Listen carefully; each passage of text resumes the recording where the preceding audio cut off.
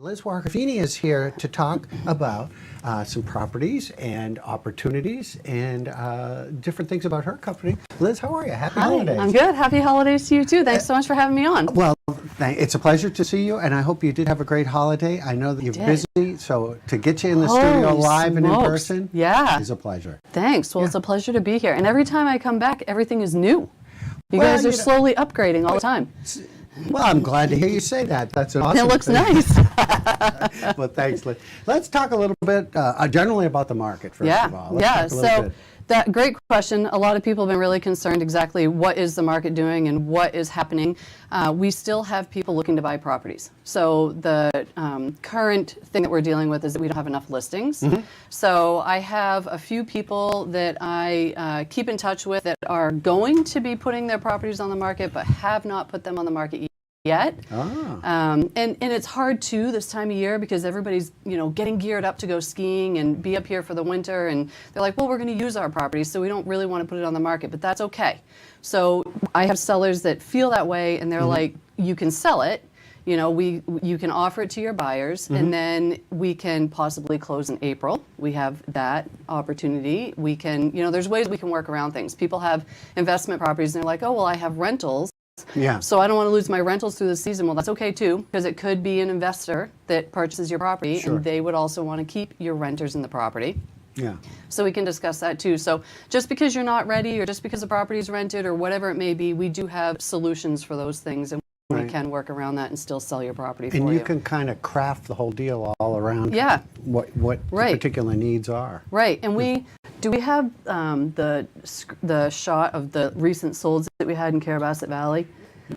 So what I'm finding a lot of is that people are coming up here and they purchase an investment property or have a second home, and then they're not just selling the property to no longer have a property. They're selling the property because they want to invest in another property. Or maybe you've come up skiing and been to the mountains and done the winter thing, and now you want to be on the coast. So half of those properties, actually more than half of those, 4 of those properties, actually I'm wrong, every single one of those ones, those were all investments, and they were all people looking to purchase investments. And a couple of them are people that sold their Carrabassett Valley investment property, which was a smaller property, to purchase a larger property in Carrabassett Valley. So maybe they had like a 2-bedroom, 1-bath, and then they upgraded to a 4-bedroom, 3-bath. Or, one of them was a person that was investing for their very first time. So, people come to Carrabassett Valley not only to ski, but to invest in real estate, which is one of the best investments that you can make. You make your money on the property while you're using the property. So, you may say and especially since COVID happened, everybody found out that they can work from home. So, use your property, work from your property, come up, stay up here for 2 weeks or whatever it may be, and then you're like, well, and then we're not going to use the property for 2 weeks, we'll rent it. And we have great relationships with local companies, whether it's Sugarloaf Rentals and Cleaning, Amber Gilman. We have plumbers that we work with, heating contractors. Like, we have a lot of local business connections with people. So if you need something for your property, we can help you to get that contact, get the handyman work done or whatever it may be. Or if you're looking for a rental company to give you an idea of what your property is going to make while you're not using it, we can give you an idea of those numbers. Great point, because when not everyone is around here, finding vendors, having that kind of insight, those are some of the things that make a company different. Yeah, for sure. And just having those connections and having that communication with your broker, it makes a huge difference. I'm not going to sell you your property and disappear. I'm not going anywhere. You're going to run into me at Bullwinkle's. You're going to run into me, on the mountain. I'm going to help you with contractors. I'll help you and then when you're ready to sell your property and buy a bigger property, or maybe you're downsizing, because we have people that do that too. They get a large home, and their kids and their grandkids and everybody are coming, and they're making all these great ski memories, and then they buy their own place, and then now you have this big house. You don't want them to come anymore. You buy a smaller place. That's our solutions. You provide solutions, right? Exactly. There's always a solution. Liz, let's talk about the market in election year. Has that affected? Yep, for sure. So we have some people that are like, oh, this property's been on the market for a little while. And when I say on the market for a little while, 30 or 60 days. It's normally properties are selling within a week or two, or we're getting bidding wars on them. And then the election happened and everything just got quiet. And it always happens on election years, because I've been selling real estate up here for 25 years.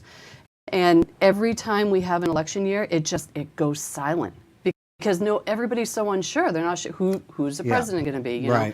What are the interest rates going to be? What's going to happen to the real estate market? What's going to happen to the economy? You know, so it just kind of slows down a little bit. But then just as soon as we got through the election, it was crazy again. Right. So we're busy again. We have a lot of people looking to buy properties. So it's slowed down for the election, made it look like properties were sitting on the market longer, but now they're starting to roll over and sell. Right.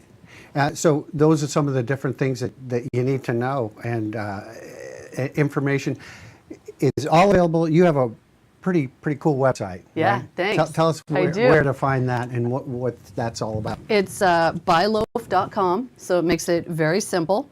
All of our listings are there. All of our information is there. The National Association of Realtors, there was a new NAR settlement that just happened this year, which kind of changed real estate a little bit. Yep, there it is. So now you cannot just call a broker and just go look at a property. No. You have to actually be signed up with a buyer broker to go look at a listing. Unless you are directly contacting the broker that has the property listed, then you can go look at the property. But then you're looking at the property without buyer representation. You're looking at the property with the listing broker, so now you're just looking at it with a seller's broker. So you have no representation. So it doesn't cost you anything to have a buyer broker represent you. You contact the agent that you want to work with, and then they will write it into the contract that the seller pays the commission to the buyer broker. Right. So that's the only thing that's changed with the whole new NAR settlement that came up, is that you need to have a buyer broker representation agreement in place. And I know I'm kind of talking a different language to you right now, but like... Well, I do understand it, but you know, it's not something that I keep up on, and certainly buyers and sellers are less likely to keep up on that as well. Right, exactly. So contact a broker. We'll explain it to you and explain how it works. Nothing really changes. You can still have an agent represent you and go buy a property. It's just that the paperwork's changed a little bit. You've sold a lot of property last year, huh? Holy smokes, yeah. Yeah, we have. We've sold a lot. And we have a lot more listings available. How much time do we have? You go. I can keep going? You're on a roll. Okay, good. We like it. So, this is a lot. This is up, it's on West Mountain. It's towards like Village on the Green. It's 210,000. It's the trees in between the houses. Yep. So you can see it's right there.